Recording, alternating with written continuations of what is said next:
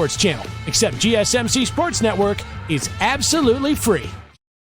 Hello everyone and welcome back into the GSMC Fantasy Sports Podcast, brought to you as always by the GSMC Sports Network. And for our third segment of the day, we take a break from talking Thursday Night Football to transition into the conclusion of our positional rankings with the tight end position. Now, I must say this position has kind of lost its strength and luster a little bit over these past couple of weeks due to the fact that there haven't really been superstar tight end performances around the league. If you were to ask me week in and week out who would be the most consistent tight end, I really couldn't tell you, because what I envisioned this position would become from a fantasy perspective, like I said before the season, that young-old split in terms of generational gaps, hasn't really happened. I feel like there's been a tier of guys who seemingly have become superstars, and then a whole bunch of middle tier guys who you have to think are more week in, week out matchup oriented players. And so I feel like my rankings throughout this entire season, and not just this middle portion of it, have been very balanced in terms of guys who we know are superstars and we know have looked good throughout the season, and guys who are more performance-based players in terms of matchups week by week. And so I feel like this week's list is highly indicative of that, and not for nothing, throughout the rest of the season, I think it will be the same way based off what I'm seeing. So without further ado, let's jump right into this very weird position here and try and make some sense of it. Starting off with a tight end who I can firmly put now in the superstar debate here at the position. It's Trey McBride in a very intriguing matchup for another divisional matchup against the Seattle Seahawks this week. I gave the Seattle Seahawks a lot of love this past two episodes, and now I gotta give love to the Cardinals because I truly admire them, even though they are a divisional rival. So I feel like in this game, that tension's going to bring out the best in the stars on the field. I feel like on the Seattle side of things, we talked about what DK Metcalf could potentially do in this one, but I think Trey McBride can be equally as effective on the Cardinals side of things. He's again, much like DK, a very physical guy that's going to challenge these Seattle corners in more ways than they've seen this season. I feel like since the Seattle Seahawks defense hasn't been as consistent as one would think after the strong start to the season, I feel like Trey McBride is a very special kind of player in this situation because of his physicality. And I feel like, Kyler Murray's going to want to play it a little bit safe to start, get into the flow of the game, see if it truly will become a shootout, and then try to open up the field. And Trey McBride can be a huge part of that early offensive game plan, extending it into the latter stages of the game because of the way he can stretch the field as well. He's not just someone who can exploit zone coverages and softer coverages, but someone who can stretch the field down the seam. So look for him to be a true matchup nightmare against the Seahawks, and someone I truly admire even as a Seattle Seahawks fan in this division. He's going to play a huge role over the next couple of weeks because the Seahawks and Cardinals actually play each other 2 times in the span of 3 weeks. So it's going to be very pivotal, that bit of series there. So Trey McBride's going to try his best to make sure the Cardinals win out in both of those games. So look for him after this bye to look very fresh in this one. Then for the second player, a guy who I'm putting firmly in the kind of mid-tier here, a guy who week by week may not be as effective as some other tight ends, but still can get the job done based off matchups. And that is Zach Ertz going up against the Cowboys this week.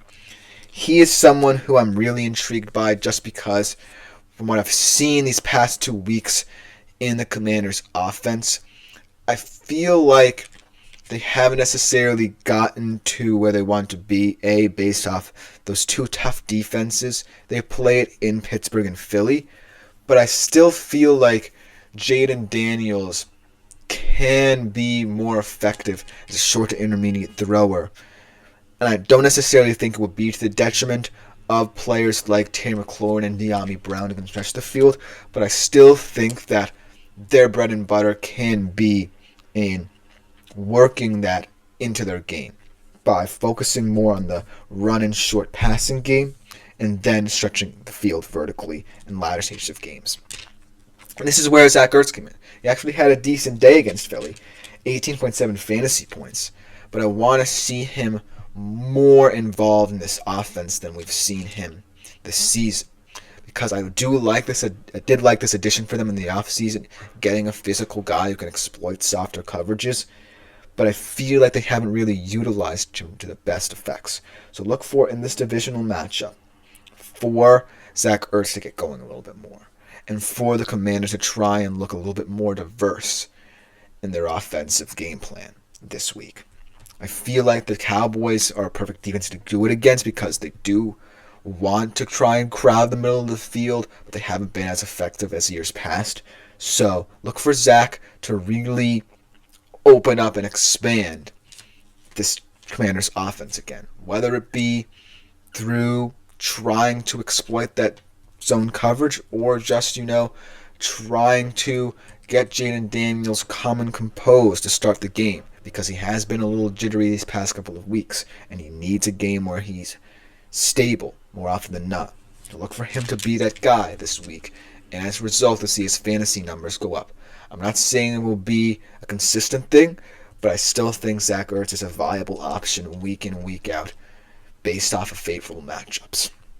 Then for the third guy, this is a guy who's kind of teetering on the edge of being a superstar caliber tight end, but because of this injury he had to start the season and how long he's had to sit out and now being reincorporated into this offense, he's in a weird place, but I think this matchup is going to prove how elite of a tight end he truly is. I firmly place him when he's healthy and playing to the best of his abilities in that superstar tier. Maybe not firmly in tier 1, but definitely a high-end tier 2 guy at the position.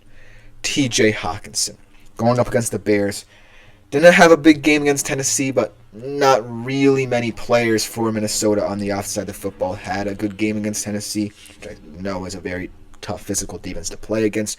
But against the Bears, which is a defense that I feel like has slowly waned over the past couple of weeks. I was very high on them, but they've slowly started to let it slip a little bit. I feel like TJ Hawkins' experience and physicality and ability to open up the middle of the field for the Vikings is finally going to be seen this season.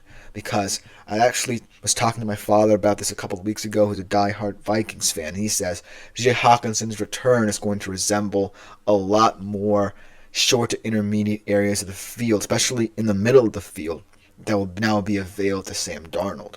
And so we haven't seen it yet, but look for in this divisional game where things could get tense, and it's definitely going to come down to a few crucial moments for TJ Hawkinson to be a big part of what those moments mean for the Vikings in this one.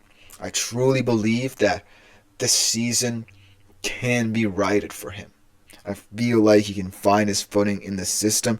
It's just that, this injury was very bizarre for him because of how severe it was and how it extended into the season. And finding a way to get him back involved will intend to take time. But I feel like now is the time where he's finally ready to prove himself as an X factor in this Vikings offense. If so, watch out for the Minnesota Vikings in the playoffs, because if TJ Hawkinson's going, this offense could be clicking really nicely for Minnesota. So this is not just a guy who I'm taking because of the matchup. I'm taking because I want to see how he does in this pressure cooker environment. I'm taking him because I know what he's capable of, and he can do this for the rest of the season.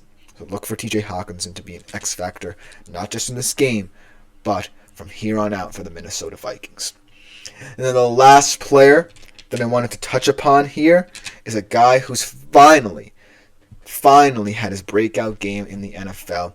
Another one of those guys who, in this generational gap, could really have a say in how the position grows both in real life and in fantasy for the next couple of years. And this is a guy who is going up against another tough matchup here in a division that probably is going to be chalk throughout most of his career, but he's still a guy who I'm really high on throughout the rest of his career in Las Vegas, and that is Brock Bowers.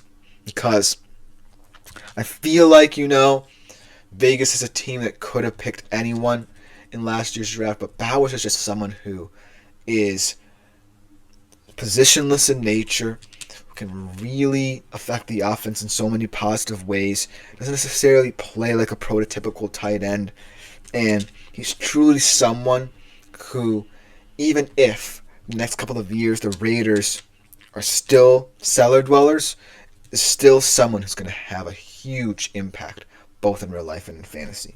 And against the Broncos, in these divisional games, anything can happen because I love this Broncos defense. I truly do. And I had just one of their best games of this past couple of games against Falcons and then against the Chiefs as well. So they've been known to shut down premier offenses this season. But I feel like Brock Bowers is just someone who, no matter who is at the quarterback position, can really just make the game his own. Even when his team is losing by a lot, whether they're winning by a lot, this is a guy who's a difference maker at the position. This is someone who I feel like a lot of people expected Kyle Pitts to be like. This is a guy who is a no-brainer person to build around if you're the Las Vegas Raiders. He's going to prove it in games like this. He had 31.3 fantasy points against Miami, his first breakout game. And now in a divisional game, amped up now, prime and ready to go yet again, with a new OC, mind you. He's really looking like someone who's ready to assume the mantle of one of the best young tight ends in the league. And when I look at other tight ends around his age and around his year, in terms of how they play this season and their injury history, most importantly, he's someone who can take advantage of that and really make this tight end position a great position from a fantasy perspective yet again. So Brock Bowers, look for him in this one to really continue his hot streak and truly cement himself as someone who you always are going to want to draft in fantasy at the tight end position. But let me know what you think in the comments about this segment. I really think this tight end position is going to get a little bit weirder as the season goes along, but I feel like that's a good thing for the position because that generational split may have, not necessarily been the best thing. Who knows? Because it didn't happen this season.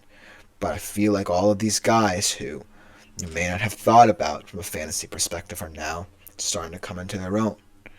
And so that's why I feel like this position is just so critical in terms of how you view fantasy. But coming up next, we conclude officially our positional rankings for Week 12 with the defenses. Talk about a position group that's gone from zero to hero. We'll be right back after this short break to talk about them.